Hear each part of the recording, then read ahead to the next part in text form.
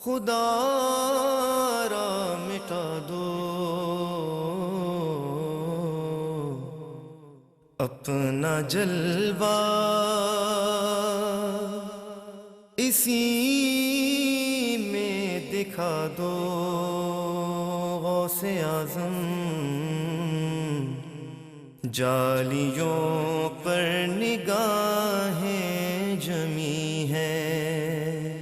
بسم اللہ الرحمن الرحیم، الحمدللہ فی الارض والسماء والصلاة والسلام علی اکرم الکرماء وعلی آلہ وصحبہ والائمۃ والعلماء، اما بعد۔ معزز ناظرین و سامعین، درس قرآن بسلسلہ عرس سیدنا شیخ عبدالقادر جیلانی رحمہ اللہ لے کر ہم آپ کی خدمت میں حاضر ہیں۔ سیدنا غوث اعظم رحمہ اللہ کی یاد میں ہم نے درس قرآن کا اہتمام کیا ہے، اور آج درس قرآن کے لیے ہم نے جن آیات کا انتخاب کیا ہے وہ ہیں سورۃ الاعلیٰ کی آیت نمبر 14 سے لے کر آیت نمبر 19 تک۔ سورۃ الاعلیٰ کی آخری آیتوں کا ہم نے انتخاب کیا ہے۔ پہلے میں ان آیتوں کی تلاوت کرتا ہوں، شرف حاصل کرتا ہوں تلاوت کا، پھر اس کا ترجمہ کرتا ہوں، اس کے بعد پھر ان کے معانی اور مفاہیم کی تحلیل اور تجزیے کی طرف آتا ہوں۔ تو اللہ تبارک و تعالیٰ قرآن مجید فرقان حمید برہان رشید میں ارشاد فرماتا ہے، بسم اللہ الرحمن الرحیم، قد افلح من تزکا وذکر اسم ربہ فصلی بل تؤثرون الحیاۃ الدنیا والآخرۃ خیر وابقا ان ھذا لفی الصحف الاولی صحف ابراہیم وموسیٰ۔ مطلب اس کا یہ ہے کہ بے شک مراد کو پہنچا وہ بندہ جس نے اپنے آپ کو ستھرا کر لیا، جس نے اپنے نفس کو پاک کر لیا، وہ فلاح کو پہنچا، کامیابی کو پہنچا، اور اس نے اپنے رب کا نام یاد کیا، پھر نماز پڑھی۔ بلکہ تم دنیا کی زندگی کو، جیتی زندگی کو ترجیح دیتے ہو، حالانکہ آخرت زیادہ اچھی ہے اور باقی رہنے والی ہے۔ بے شک یہ نصیحت پچھلے صحیفوں میں لکھی ہوئی ہے، پہلے والے صحیفوں میں بھی لکھی ہوئی ہے، یعنی حضرت ابراہیم اور حضرت موسیٰ کے صحیفوں میں۔ یہ آیت کریمہ کا مفہوم ہے۔ یہ جو آیات ہیں جن کی تلاوت کا میں نے شرف حاصل کیا، یہ آیات ہیں سورۃ الاعلیٰ کی۔ سورۃ الاعلیٰ قرآن مجید فرقان حمید میں سورت نمبر 87 ہے، 87 نمبر ہے سورت کا، اور آخری پارے میں ہے، 30ویں پارے میں، اما پارہ جسے کہا جاتا ہے۔ اور اس سورۃ الاعلیٰ کی جو آیات کی تعداد ہے وہ ہے 19، ایک رکوع ہے، 19 آیتیں ہیں۔ پھر یہ جو سورۃ الاعلیٰ ہے یہ مکی ہے یا مدنی ہے، تو اس کے بارے میں جمہور کا قول یہ ہے کہ یہ سورت مکیہ ہے، مکہ مکرمہ میں ہجرت سے پہلے نازل ہوئی ہے۔ مکی مدنی کی اصطلاح کا کیا مطلب ہے؟ درست مطلب یہ ویسے سمجھا یہ جاتا ہے، اور ایک قول بھی ہے یہ کہ جو مکہ مکرمہ میں نازل ہو وہ مکی، جو مدینہ منورہ میں نازل ہو مدنی، لیکن درست قول یہ ہے، راجح قول یہ ہے کہ جو ہجرت سے پہلے نازل ہو وہ مکی کہلاتی ہے، چاہے مکہ مکرمہ میں نازل ہو یا مکہ مکرمہ سے باہر کسی مقام پر نازل ہو۔ اور جو سورت ہجرت کے بعد نازل ہوئی ہے وہ مدنی کہلاتی ہے، چاہے مدینہ منورہ میں نازل ہوئی ہو یا مدینہ منورہ سے باہر کسی مقام پر نازل ہوئی ہو۔ تو یہ سورت جمہور کے مطابق مکی سورت ہے، سورۃ الاعلیٰ۔ بعض لوگوں نے اس کو مدنی سورت بھی کہا، لیکن ان کا قول درست نہیں ہے، خود صحیح احادیث سے ان کے اس قول کی تردید ثابت ہے۔ بخاری شریف کے اندر بڑی مشہور حدیث حضرت براء بن عازب رضی اللہ تعالیٰ عنہ کی، وہ کہتے ہیں کہ جب مدینہ منورہ میں مسلمان تشریف لائے تو سب سے پہلے قرآن مجید کی تعلیم کے لیے حضور جان عالم صلی اللہ تعالیٰ علیہ وآلہ وسلم سے بھی پہلے حضور نے جنہیں بھیجا تھا، وہ بھیجا تھا حضرت مصعب بن عمیر رضی اللہ تعالیٰ عنہ اور حضرت ابن ام مکتوم رضی اللہ تعالیٰ عنہ کو۔ پہلے یہ دو حضرات تشریف لائے مدینہ منورہ میں تعلیم کے لیے قرآن کی، پھر ان کے بعد حضرت عمار، حضرت بلال اور حضرت سعد رضی اللہ عنہم یہ تشریف لائے، پھر ان کے بعد سیدنا فاروق اعظم رضی اللہ تعالیٰ عنہ اپنے 20 ساتھیوں کے ہمراہ تشریف لائے، پھر سیدنا رسول اللہ علیہ السلام تشریف لائے، اور جب سیدنا رسول اللہ علیہ السلام تشریف لائے تو حضرت براء بن عازب کہتے ہیں کہ میں نے اس سے بڑھ کر کبھی اہل مدینہ کو شاداں فرحاں مسرور نہیں دیکھا جیسا اس دن دیکھا کہ اہل مدینہ یہ کہہ رہے تھے، بچے یہ کہہ رہے تھے کہ یہ وہ تشریف لائے ہیں جو اللہ کے رسول ہیں صلی اللہ تعالی علیہ وسلم۔ تو جب سیدنا رسول اللہ علیہ وسلم تشریف لائے تو اب حدیث میں یہ ہے، حضرت براء بن عازب کہتے ہیں کہ میں اس وقت جو سورتیں پڑھتا تھا ان میں سورۃ الاعلیٰ بھی شامل تھی۔ تو اب یہ بخاری کی حدیث ہے، اس سے پتہ چلتا ہے کہ جب نبی کریم علیہ السلام ہجرت کے بعد مدینہ منورہ تشریف لائے ہیں تو اس سے پہلے سورۃ الاعلیٰ نازل ہو چکی تھی، اور وہ صحابی کو یاد بھی تھی، حضرت براء بن عازب کو۔ تو جس سے پتہ چلا کہ یہ سورۃ الاعلیٰ مکیہ سورت ہے، ہجرت سے پہلے نازل ہوئی ہے، مدنی سورت نہیں ہے۔ اور جس نے بھی یہ قول کیا ہے مدنی سورت کا، اس کا یہ قول ضعیف ہے۔ جمہور کا قول یہی ہے کہ یہ مکیہ سورت ہے۔ پھر یہ سورت جو ہے، اس کی ایک اہمیت یہ ہے کہ حضور نبی کریم علیہ السلام کو یہ سورت بڑی محبوب تھی۔ اس بات کی بھی تصریح حدیث میں آئی ہے کہ سیدنا رسول اللہ علیہ السلام اس سورت سے، سورۃ الاعلیٰ سے محبت کیا کرتے تھے، اور باقاعدہ مخصوص مواقع پر آپ اس کی نماز میں بھی تلاوت کرتے تھے۔ حدیث شریف کے اندر ہے کہ نبی کریم علیہ السلام عیدین اور جمعہ، عید کے دن دونوں عیدوں پہ بھی اور جمعے میں بھی سورۃ الاعلیٰ کی تلاوت کرتے تھے نماز میں۔ اور آگے الفاظ حدیث میں یہ ہیں کہ اگر کسی دن ایسا ہوتا کہ جمعہ اور عید اکٹھے ہو جاتے تو حضور نبی کریم صلی اللہ علیہ وسلم دونوں میں ہی سورۃ الاعلیٰ اور سورۃ الغاشیہ کی تلاوت کرتے تھے۔ یعنی یہ سورۃ الاعلیٰ ہے، اس سے اگلی سورت جو ہے وہ سورۃ الغاشیہ کہلاتی ہے۔ تو نبی کریم صلی اللہ علیہ وسلم یہ جمعے میں بھی ایسا کرتے تھے کہ پہلے سورۃ الاعلیٰ کی تلاوت کرتے تھے، پھر سورۃ الغاشیہ کی تلاوت کرتے تھے۔ عیدین میں بھی ایسے کرتے تھے، پہلے سورۃ الاعلیٰ کی تلاوت کرتے تھے، پھر سورۃ الغاشیہ کی تلاوت کرتے تھے۔ اسی طرح نبی کریم علیہ السلام سے وطر کے بارے میں بھی صحیح حدیث میں منقول ہے کہ وطر کی پہلی رکعت میں آپ سورۃ الاعلیٰ پڑھا کرتے تھے، دوسری رکعت کے اندر سورہ کافرون پڑھتے تھے، تیسری رکعت کے اندر سورہ اخلاص پڑھا کرتے تھے۔ یہ بھی نبی کریم صلی اللہ علیہ وسلم سے ثابت ہے، صحیح حدیث سے ثابت ہے۔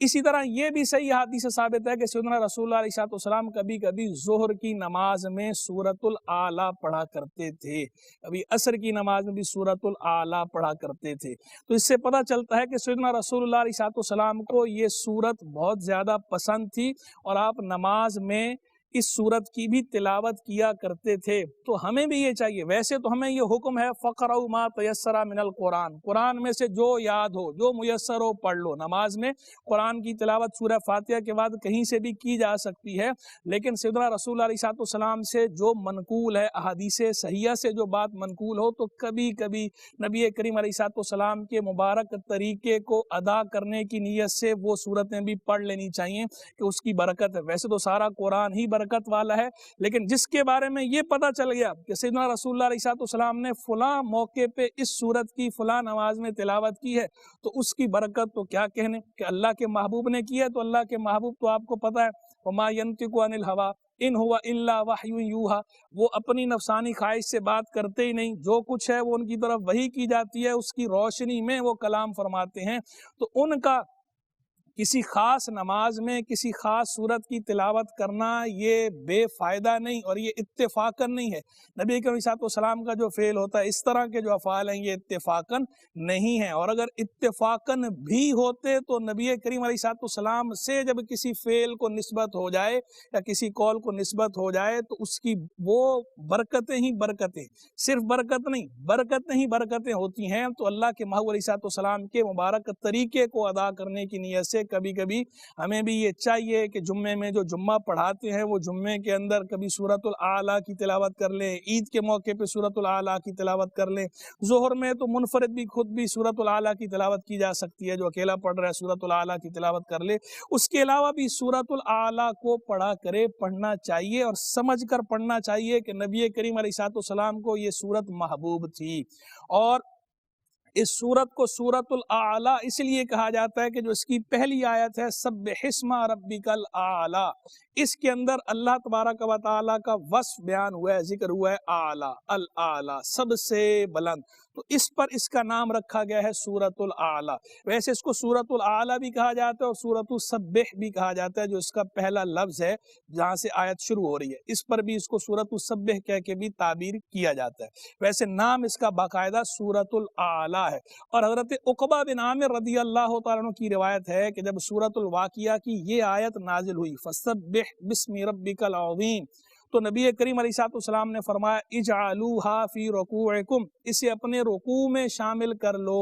اسی لیے ہم جب رکوع کرتے ہیں تو کہتے ہیں سبحان ربی العظیم، فرمایا جب سورۃ الاعلیٰ کی یہ آیت نازل ہوئی سبح اسم ربک الاعلیٰ، تو اللہ کے نبی علیہ الصلوۃ والسلام نے فرمایا اجعلوها فی سجودکم، اپنے سجدوں میں اس کو شامل کر لو۔ اسی لیے آپ دیکھیں کہ جب ہم سجدہ کرتے ہیں تو سجدے میں کیا پڑھتے ہیں؟ سبحان ربی الاعلیٰ۔ آیت میں فرمایا جا رہا ہے نا کہ اپنے رب کے اعلیٰ بلند رب کے نام کی تسبیح کرو، اپنے بلند رب کی تسبیح کرو، تو ہم کہتے ہیں سبحان ربی الاعلیٰ، میرا بلند بلند برتر رب جو ہے اس کو وہ پاک ہے، ہم یوں کہتے ہیں سجدے کے اندر۔ اور ویسے بھی سیدنا رسول اللہ علیہ السلام کا یہ طرز عمل منقول ہے احادیث میں کہ جب کبھی آپ اس کی قرات کرتے تھے نماز کے علاوہ بھی، سبح اسم ربک الاعلیٰ جب آپ پہلی آیت پڑھتے تھے تو اس کے بعد آپ توقف فرما کر یہ کہتے تھے سبحان ربی الاعلیٰ۔ یعنی یہ نبی کریم علیہ السلام کا طریقہ کہ نماز کے علاوہ جب تلاوت کر رہے ہیں تو پہلی آیت جب پڑھتے ہیں تو آیت کے اندر حکم ہے نا، یہ حکم دیا جا رہا ہے کہ اپنے اعلیٰ رب کے نام کی تسبیح کرو، پاکی بولو، تو حضور فوراً امتثال امر کر رہے ہیں۔ یعنی سورت کے بعد بھی کہا جا سکتا ہے، ویسے بھی کہا جا سکتا تھا، لیکن اللہ کے نبی علیہ السلام اللہ کے امر کو تسلیم کرنے میں، اس کی تعمیل کرنے میں کتنی تعجیل فرماتے تھے، جلدی فرماتے تھے کہ فوراً آیت پڑھتے، آیت پڑھ کے توقف کر کے کہتے سبحان ربی الاعلیٰ، تاکہ اس آیت کے حکم پر عمل ہو جائے۔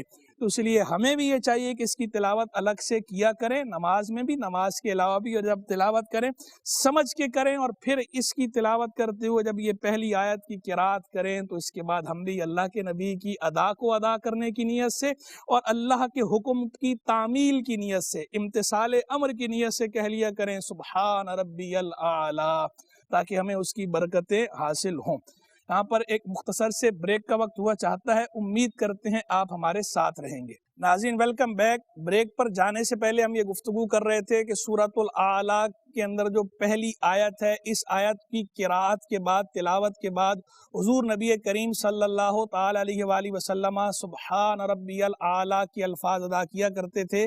تو ہمیں بھی چاہیے کہ ہم بھی کبھی نماز کے علاوہ جب یہ سورت پڑھا کریں تو امتثال امر الہی کی نیت سے اور نبی پاک صلی اللہ علیہ وسلم کے مبارک طریقے کو ادا کرنے کی نیت سے اس طرح کہہ لیا کریں سبحان ربی الاعلیٰ۔ اور ویسے قرآن مجید فرقان حمید کی خالی تلاوت بھی سبحان اللہ کیا بات ہے، ثواب کی باعث ہے، اس پہ اجر ملتا ہے، ثواب ملتا ہے، لیکن یہ قرآن کا ہم پر حق ہے کہ قرآن کی تلاوت کے ساتھ ساتھ ہم نے اس میں تفکر اور تدبر بھی کرنا ہے، پھر تفکر اور تدبر کے بعد سمجھ کر اس پر عمل کرنا ہے۔ یہ قرآن کے ہم پر حقوق میں سے ایک حق ہے، یعنی تلاوت کرنا بھی حق ہے قرآن کا ہم پر، قرآن میں تفکر اور تدبر کرنا، اسے سمجھنا، یہ بھی قرآن کا ہم پر حق ہے، اور پھر قرآن کی تعلیمات پر عمل کرنا، یہ بھی قرآن کا ہم پر حق ہے۔ تو محض اس پر اکتفا نہ کریں کہ آپ صرف تلاوت ہی کرتے چلے جائیں اور کبھی اسے سمجھنے کی کوشش ہی نہ کریں۔ یہ کتاب ہدایت ہے، اس کا مقصد ہی یہ بیان فرمایا گیا ہے کہ لوگ اس میں تدبر کریں، جب اس میں تفکر کریں اور اس پر عمل کریں۔ یہ ہدایت دینے والی کتاب ہے نا، کتاب ہدایت ہے، ضابطہ حیات ہے، کمپلیٹ کوڈ آف لائف ہے۔ ان ھذا القرآن یہدی للتی ہی اقوم، بے شک یہ قرآن سب سے سیدھے راستے کی ہدایت دیتا ہے۔ تو وہ ہدایت ہمیں تبھی حاصل ہوگی، رہنمائی تبھی حاصل ہوگی کہ جب ہم اسے سمجھنے کی کوشش کریں گے۔ تو جب بھی قرآن پڑھیں، ویسے تو تلاوت کی نیت سے صرف تلاوت کرنا یہ بھی اجر کا باعث ہے، اس میں حرج نہیں، لیکن ہمیشہ اسی پر اکتفا نہ کریں بلکہ قرآن کو سمجھ کر پڑھنے کی کوشش کیا کریں، اور تھوڑا سا معمول روز کا بنا لیں کہ روز چند آیتیں، چند صفحے پڑھ لیں تو بہت اچھی بات ہے، نہیں تو حسب استطاعت چند صفحے نہیں پڑھ سکتے آپ چند آیتیں پڑھ لیں، 3 آیتیں پڑھ لیں، 2 آیت پڑھ لیں، 1 آیت پڑھ لیں، لیکن ایسا معمول بنائیں کم از کم ایک دفعہ تو ایسا ہو کہ بسم اللہ کی با سے والناس کی سین تک پورا قرآن ہم سمجھ کر پڑھ لیں۔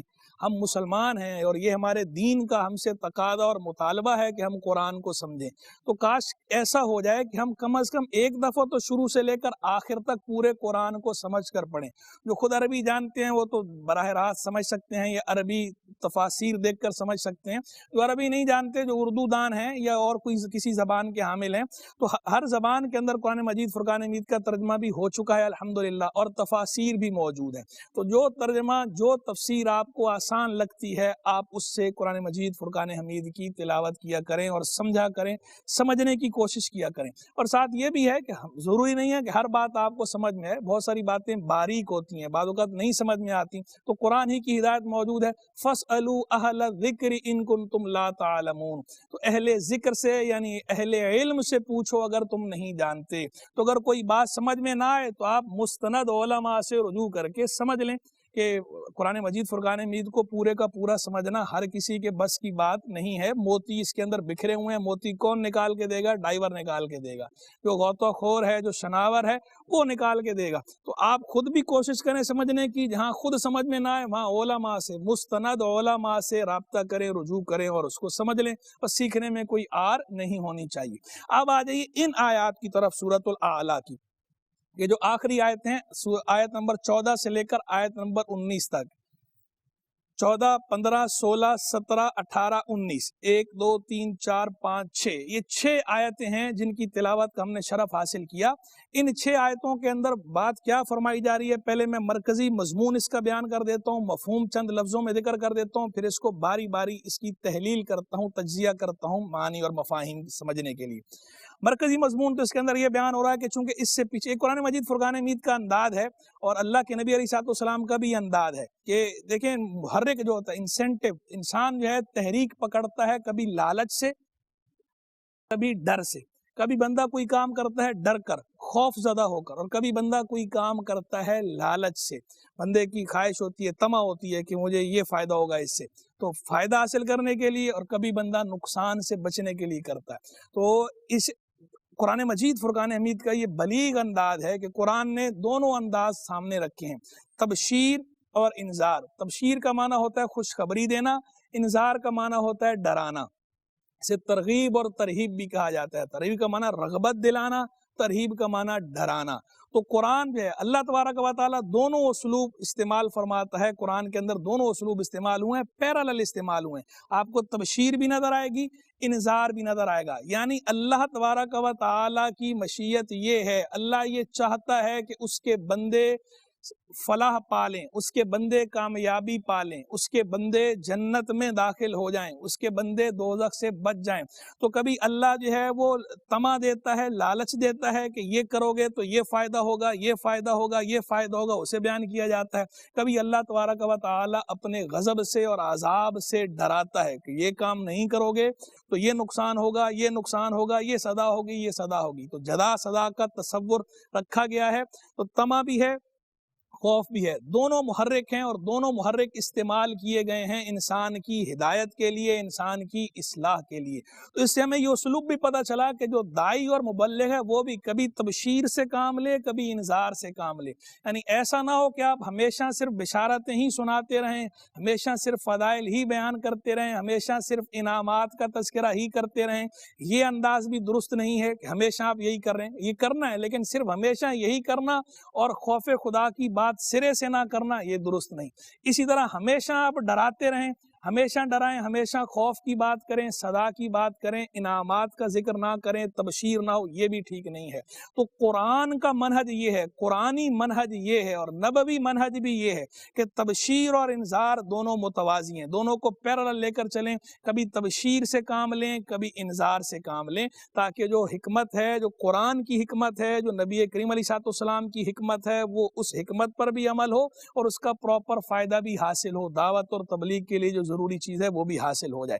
تو اب اس کے اندر پیچھے ذکر کیا گیا کہ جو نصیحت پر عمل نہیں کرتا، نصیحت پر عمل کرنے والے کی فضیلت بیان ہوئی، پھر کہا جو نصیحت پر عمل نہیں کرتا تو وہ اشقا ہے، وہ بدبخت ہے۔ پھر اس کی مذمت بیان کی گئی ہے، پھر اس کی سزا وعید بیان کی گئی ہے پچھلی آیات کے اندر۔ پھر اس کے بعد اب وہ پہلے ایک تصویر رکھی اشقا کی، بدبخت کی، تو اب اس کے مقابلے میں دوسری تصویر پیش کی جا رہی ہے متوازی، سعید کی، جو خوش بخت ہے۔ ایک طرف بد نصیب کا ذکر آیا تو اب خوش نصیب کا ذکر ہے۔ پہلے بد نصیب کا خاکہ کھینچا گیا ہے، اب خوش نصیب کا خاکہ کھینچا جا رہا ہے اور بتایا جا رہا ہے کہ خوش نصیب کون ہے، کامیاب کون ہے۔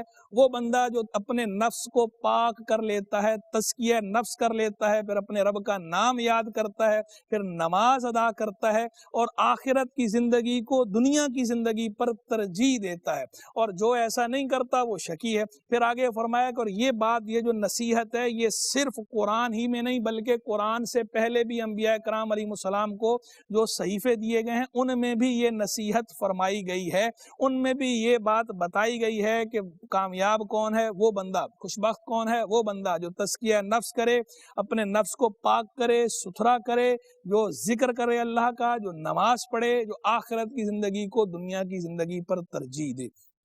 تو یہ ہے مرکزی مفہوم اس کا، یہ مرکزی مفہوم میں نے ذکر کر دیا۔ اب آئیے باری باری آیات کے جو الفاظ ہیں ان کی تحلیل کی طرف۔ تو سب سے پہلے جو بات فرمائی جا رہی ہے قد افلح، افلح کا معنی ہے، افلح ماضی کا صیغہ، افلح کا معنی ہے کامیاب ہوا، فلاح سے ہے، فلاح سے مشتق ہوا، یہ فلاح کہتے ہیں کامیابی کو، سکسیس۔ تو اب یہاں بتایا جا رہا ہے کہ بندہ کامیابی کیسے حاصل کر سکتا ہے، فلاح کیسے حاصل کر سکتا ہے۔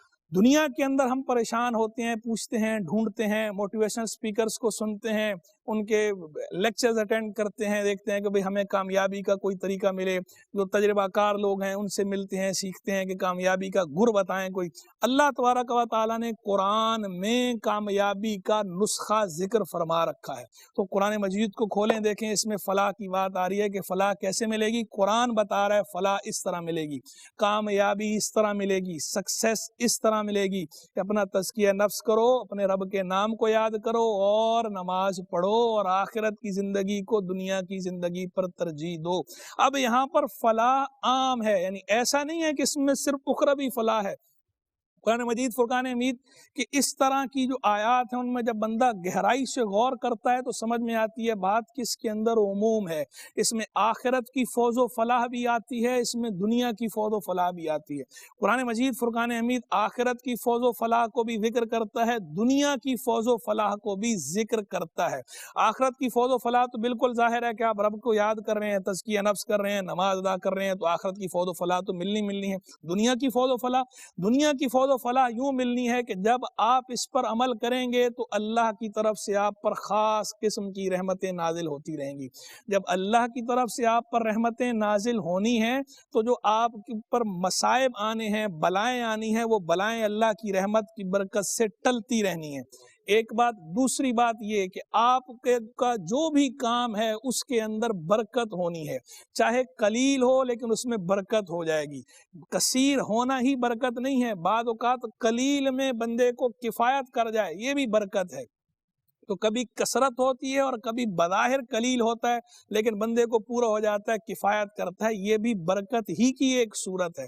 تو جب بندہ اللہ کے احکام پر عمل کرتا ہے تو اسے یہ برکتیں حاصل ہوتی ہیں، برکت پاتا ہے، پھر دماغ کھلتا ہے۔ جب اللہ کی رحمت آنی ہے، دماغ کھلنا ہے، شرح صدر ہونا ہے، طرح طرح کے اسے آئیڈیاز آنے ہیں، اچھے اچھے خیالات آنے ہیں جو اللہ کی طرف سے، اللہ کے فرشتوں کی طرف سے بندے کے ذہن میں ڈالے جاتے ہیں۔ بندہ ان طریقوں کو اختیار کرتا ہے، ان آئیڈیاز پر عمل کرتا ہے تو بندے کی دنیا بھی سنور جاتی ہے۔ آخرت تو سنورنی ہے، دنیا بھی ظاہری بات ہے آپ کے ایکشنز سے سنورنی ہے نا، جو آپ نے اعمال کرنے ہیں، جو افعال کرنے ہیں۔ دنیا کا فائدہ بھی عمل سے ہونا ہے، تو وہ عمل جو آپ نے کرنا ہے اس عمل سے پہلے تو خیال آئے گا نا اس عمل کا کہ میں یہ کام کر لوں، یہ کام اس طرح کر لوں، تب وہ جو یہ کام میں کر لوں، جائز کام کی بات ہو رہی ہے، اور اس طرح کر لوں، جائز طریقے کی بات ہو رہی ہے۔ تو یہ خیال بھی بندے کے دل میں کون ڈالتا ہے؟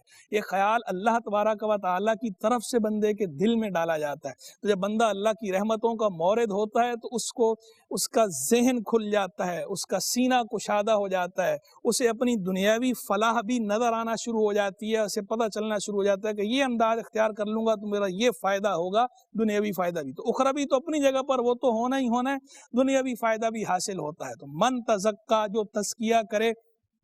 ناظرین یہاں پر ایک مختصر سے بریک کا وقت ہوا چاہتا ہے، امید کرتے ہیں آپ ہمارے ساتھ رہیں۔ ناظرین ویلکم بیک۔ بریک پر جانے سے پہلے ہم گفتگو کر رہے تھے فوز و فلاح کے بارے میں کہ آخرت کی فوز و فلاح بھی نصیب ہوتی ہے، دنیا کی فوز و فلاح بھی نصیب ہوتی ہے ان لوگوں کو کہ جو اس پر عمل کرتے ہیں، جس کا ذکر آگے آ رہا ہے۔ تو آگے فرمایا من تزکا، جو اپنا تزکیہ کرے۔ تزکا کا معنی کیا ہے؟ تزکا کا معنی ہے تزکیہ سے، تزکا کا معنی ہوتا ہے پاک کرنا۔ کسے پاک کرے؟ اپنے ذہن و قلب کو پاک کرے برے عقائد سے، برے خیالات سے، باطنی گناہوں سے، اور اپنے اعمال کو، اپنے افعال کو پاک کرے ظاہری برائیوں سے۔ تو تو یعنی اس کے اندر دونوں باتیں آ گئیں. گناہ جو ہے وہ دو طرح کے ہوتے ہیں. ایک وہ گناہ ہوتے ہیں جن کا تعلق قالب کے ساتھ ہے, ہمارے جسم کے ساتھ ہے, ہمارے جو اعضائے بدن ہیں ان کے ساتھ گناہ ہوتے ہیں. کچھ گناہ وہ ہیں جن کا تعلق قلب کے ساتھ ہے, دماغ کے ساتھ ہے, کہ بندہ ظاہری طور پر کوئی جرم نہیں کر رہا لیکن وہ جو برائی کے خیالات اس کے دماغ میں آ رہے ہیں اور ان پر عمل کی نیت کر رہا ہے, ان پر ارادہ کر رہا ہے پختہ, یہ جو ذہن کے اندر آ رہا ہے یہ باطنی گناہ ہے. اسی طرح کچھ چیزیں وہ ہیں جن کا تعلق افکار اور آراء کے ساتھ ہے. اللہ پر توکل نہ ہونا, دل میں حسد کا جذبہ ہونا, بظاہر بندہ عمل نہیں کر رہا کوئی ایسا لیکن دل میں حسد رکھتا ہے دوسرے سے, دل میں بغض رکھنا دوسرے سے, برا گمان رکھنا, بدگمانی کرنا, یہ سارے باطنی گناہ ہیں. یعنی ایک وہ جرائم ہیں جو ظاہری اعضاء سے تعلق رکھتے ہیں, دوسرے وہ گناہ ہیں جو ہمارے قلب سے تعلق رکھتے ہیں. ہمیں دونوں طرح کے گناہوں سے بچنے کا حکم دیا گیا ہے. وَذَرُوا ظَاهِرَ الْإِثْمِ وَبَاطِنَهُ, اور گناہ کو چھوڑ دو ظاہر و باطن, یہ قرآن میں فرمایا گیا ہے. تو اس کی دو تفسیریں ہیں. ایک تفسیر تو یہ ہے کہ گناہ چھوڑ دو, یعنی ظاہراً بھی گناہ نہ کرو, لوگوں کے سامنے بھی نہ کرو, اور پوشیدہ خلوت میں بھی گناہ نہ کرو. اور دوسری تفسیر یہ ہے کہ گناہ چھوڑ دو, ظاہری گناہ بھی چھوڑ دو اور باطنی گناہ بھی چھوڑ دو. تو جو تزکیہ ہے, جو تزکیہ ہے, یہ ہر قسم کے رذائل سے اپنے آپ کو پاک کرنا ہے, تمام برائیوں سے پاک کرنا ہے, چاہے ان برائیوں کا تعلق افکار و آراء کے ساتھ ہو, اعتقاد کے ساتھ ہو, عقائد کے ساتھ ہو, چاہے ان برائیوں کا تعلق افعال کے ساتھ ہو, اعمال کے ساتھ ہو, چاہے ان برائیوں کا تعلق اقوال کے ساتھ ہو, اور چاہے ان برائیوں کا تعلق احوال کے ساتھ ہو. تو ان تمام چیزوں میں اپنے آپ کو پاک کرنے کا نام ہے تزکیہ نفس. تو پہلی بات تو یہ تزکیے کے اندر کیا شامل ہے, کفر و شرک سے بچنا ہے, پھر گمراہی سے بچنا ہے, پھر اس کے بعد درجہ بدرجہ دیگر رذائل بھی شامل ہیں. ویسے بعض حضرات مفسرین کا کہنا یہ ہے کہ یہاں پر تزکیہ سے مراد جو ہے وہ خاص کفر و شرک سے بچنا ہے, اور بعض کی رائے یہ ہے کہ یہاں پر کفر و شرک سے بچنا بھی مراد ہے اور دیگر گناہوں سے بچنا بھی مراد ہے. اور اب قرآن مجید فرقان حمید کے اندر چونکہ دونوں احتمال موجود ہیں, اور عمومی طور پر جو ہمیں حکم دیا گیا ہے, جو عمومی تعلیم ہے وہ یہی ہے کہ ہم نے کفر و شرک سے بھی بچنا ہے, گناہوں سے بھی بچنا ہے, افکار و آراء کو بھی پاک رکھنا ہے, صاف رکھنا ہے, افعال, اعمال, اقوال, احوال, ان کو بھی پاک اور صاف رکھنا ہے. تو کوئی اس میں بعید نہیں ہے کہ اگر یہاں پر بھی تزکیہ کو محمول کر لیا جائے ہر قسم کی پاکی پر, چاہے اس کا تعلق جو ہے کفر و شرک سے بچنے کے ساتھ ہو, چاہے دیگر گناہوں سے بچنے کے ساتھ ہو, چاہے قوت نظریہ, چاہے قوت عملیہ, ان سب کے اندر جو ہے وہ پاکی کا نام تزکیہ ہے, کہ بندہ اپنے آپ کو پاک کرے, پھر کیا کرے, وَذَكَرَ اسْمَ رَبِّهِ, اور اپنے رب کا نام یاد کرے. ایک تو اپنے آپ کو پاک کرنا ہے, کفر و شرک سے بچانا ہے, گناہوں سے بچانا ہے, برائیوں سے بچانا ہے, برے خیالات سے بچانا ہے, برے گمانوں سے بچانا ہے, برے جملوں سے بچانا ہے, برے الفاظ سے بچانا ہے, برے افعال سے بچانا ہے. پھر اس کے بعد کیا کرنا ہے کہ جب ان چیزوں سے بچائیں گے تو کیا ہوگے, بندہ پاک ہو گیا نا, تو پاک ہو کر کیا کرے, اپنے رب کا نام یاد کرے. کہ زبان جو ہے وہ بندے کو دی گئی ہے اللہ کو ذکر کرنے کے لیے. اور آپ دیکھیں نماز کا ذکر بھی جہاں فرمایا تو اقیم الصلاۃ لذکری, نماز قائم کرو میری یاد کے لیے. تو اللہ کی یاد کی مرکزی حیثیت ہے بندہ مومن کی زندگی میں, تو اس مرکزی حیثیت کو مرکزی حیثیت ہی دینی چاہیے. جو کامل الایمان ہے اس کی زندگی مرکزی حیثیت ہے, تو ہماری زندگیوں میں بھی مرکزی حیثیت اللہ کے ذکر کی ہونی چاہیے. اور فرمایا یہ ہے نا والذین آمنوا اشد حبا للہ, اور وہ جو ایمان والے ہیں سب سے بڑھ کر اللہ کا ذکر کرتے ہیں, سب سے بڑھ کر اللہ سے محبت کرتے ہیں, یہ قرآن میں فرمایا گیا. اور جو سب سے بڑھ کر اللہ سے محبت کرتے ہیں, اور محبت کے مظاہر میں سے ایک مظہر اس کو ذکر کیا گیا ہے روایات کے اندر, من احب شیئا اکثر من ذکری, جو جس سے محبت کرتا ہے کثرت سے اس کا ذکر کرتا ہے. تو جب بندہ سب سے بڑھ کر اللہ سے محبت کرے گا تو سب سے بڑھ کر اللہ کا ذکر کرے گا. تو اللہ کا ذکر کرنا ہے, اور یہ جو اللہ کا ذکر ہے, اللہ کا ذکر زبان سے بھی کرنا ہے, اللہ کا ذکر دل سے بھی کرنا ہے, ذکر قلبی بھی کرنا ہے, ذکر لسانی بھی کرنا ہے, اور اللہ تبارک و تعالیٰ کی نعمتوں میں غور و تفکر بھی کرنا ہے, اور تشکر کے جذبات بھی اپنے اندر ہونے چاہیے, ہمارے اندر گریٹیچیوڈ. تشکر کے جذبات بھی ہوں، اللہ تبارک و تعالیٰ کے حضور جھکیں، اللہ سے محبت کریں، اللہ کی معرفت حاصل کریں، اللہ کی یاد میں تڑپیں پھڑکیں، یہ بھی ہم سے مطالبہ ہے۔ اللہ کی یاد ہمارے دل میں جاگزیں ہو، راسخ ہو، مضبوط ہو، یہ ہم نے کرنا ہے۔ تو ذاکر رسم رب ہی فصلی، تو اپنے رب کا نام یاد کرے، فصلی پھر نماز پڑھے۔ تو اب یہاں پر رب کے نام کا ذکر ہے، نماز کا ذکر ہے۔ بعض حضرات کہتے ہیں یہاں نماز پنجگانہ مراد ہے، اور بعض حضرات کہتے ہیں کہ مطلق خشوع و خضوع مراد ہے، تمام بدنی عبادات مراد ہیں، کہ تزکیہ نفس کرے، رب کو یاد کرے، پھر اس کے بعد تمام بدنی عبادات بجا لائے، اور نماز کا ذکر بطور مثال ہے کہ بدنی عبادات میں سب سے پہلے نماز ہے۔ قیامت کرو سب سے پہلا سوال حقوق اللہ میں سے نماز کا ہے، تو اس کی اہمیت ہے، اس لیے اس کو ذکر کیا مثال کے طور پر، ورنہ مراد یہ ہے کہ تمام بدنی عبادتیں جن کا اللہ کی طرف سے حکم ہے وہ بجا لانی ہے۔ اور بعض حضرات یہاں سے یہ استدلال بھی کرتے ہیں کہ یہاں سے پتہ چلا کہ جو تکبیر تحریمہ ہے یہ ضروری ہے، کہ ذکر فرمایا وَذَكَرَ اسْمَ رَبِّهِ فَصَلَّى، اپنے رب کا نام یاد کرے پھر نماز پڑھے، تو پتہ چلے تکبیر کہے، تکبیر کہہ کے نماز کے اندر داخل ہو، تو تکبیر تحریمہ کے ضروری ہونے پر بھی اس آیت سے فقہاء استدلال کرتے ہیں۔ پھر آگے فرمایا کہ تم لوگ دنیا کی زندگی کو ترجیح دیتے ہو آخرت پر، حالانکہ آخرت باقی رہنے والی ہے، آخرت بہتر ہے، آخرت کو ترجیح دو۔ تو صرف زبان سے نہیں، صرف اعتقاد سے نہیں، بلکہ ہمارے افعال سے بھی یہ ظاہر ہونا چاہیے، ہمارے جسچر سے بھی، کہ ہم آخرت کو ترجیح دیتے ہیں۔ پھر آخر میں فرمایا کہ یہ نصیحت پہلے والے صحیفوں کے اندر بھی ہے، تمام نبی اللہ کے جو تشریف لائے ہیں وہ یہی نصیحتیں لے کر آئے ہیں، انہوں نے بھی اس پر عمل کیا، جن لوگوں نے نہیں کیا انہیں نقصان ہوا، جنہوں نے عمل کیا وہ کامیاب ہوئے۔ حضرت ابراہیم کے صحیفوں میں بھی یہ نصیحت آئی، حضرت موسیٰ کے صحیفوں میں بھی نصیحت آئی، تمہیں بھی یہ نصیحت ہے، عمل کرو گے کامیاب ہو جاؤ گے، عمل نہیں کرو گے تو خائب و خاسر ہوگے۔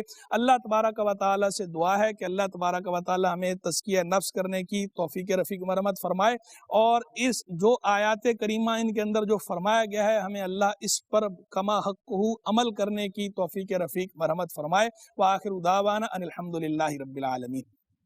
اب آپ حضرات کا کوئی سوال اگر ہو تو پوچھئے، حل من سوال، اینی کوسچن؟ بسم اللہ الرحمن الرحیم۔ جیسے کہ آپ نے ارشاد فرمایا کہ تزکیہ نفس کے ساتھ ایک لفظ اور بتایا شقی ہونا، تو اس کے بارے میں تھوڑا سے مجھے بتا دیجئے۔ اور دوسرا ہے کہ جیسے خیالات آتے ہیں، برے خیالات، یہ جو ہے اس کی بھی کوئی پکڑ ہے یا گناہ تو ہے؟ تھوڑی سی اچھا رہنمائی سوال ہے، گڈ کوسچن، اچھا سوال آپ نے پوچھا۔ دیکھیں شقی کا معنی ہوتا ہے بدبخت، اور سعید کا معنی ہوتا ہے خوش بخت۔ ایک طرف سعید ہے، ایک طرف شقی ہے۔ سعید خوش بخت ہے، خوش نصیب ہے، جس پہ اللہ کا فضل ہے، اللہ کا انعام ہے، نیک اعمال کرتا ہے، اچھے عقائد کا حامل ہے، اور اس کے نتیجے میں اللہ تبارک و تعالیٰ اس کی بخشش فرما کر اسے جنت میں داخل فرماتا ہے، یہ سعید ہے۔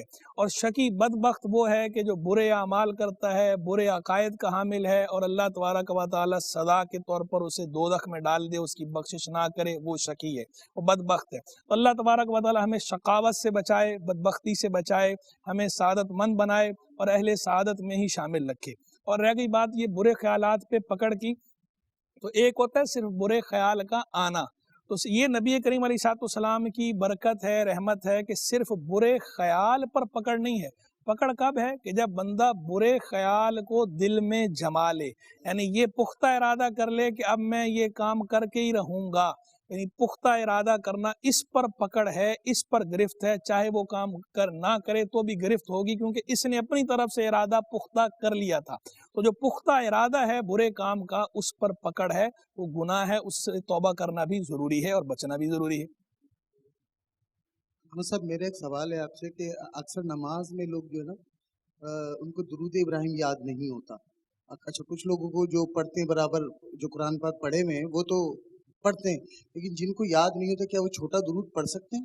جی اچھا سوال ہے آپ کا بھی۔ درود شریف کی جہاں تک بات ہے، پہلے تو یہ ذہن میں رکھیں کہ درود ابراہیمی ہمیں تعلیم فرمایا گیا ہے، خود اللہ کے رسول علیہ السلام نے تعلیم فرمایا ہے، تو ہونا تو یہ چاہیے کہ ہم سب کو درود ابراہیمی یاد ہو، اور اگر کسی کو یاد نہیں ہے تو کوشش کرے درود ابراہیمی یاد کرنے کی، اور پھر نماز میں درود ابراہیمی ہی کو پڑھا کریں۔ پریفر ہم اسی کو کرتے ہیں، ترجیح اسی کو دیتے ہیں، پریفرنس یہی ہے، سنت یہی ہے کہ بندہ درود ابراہیمی پڑھے۔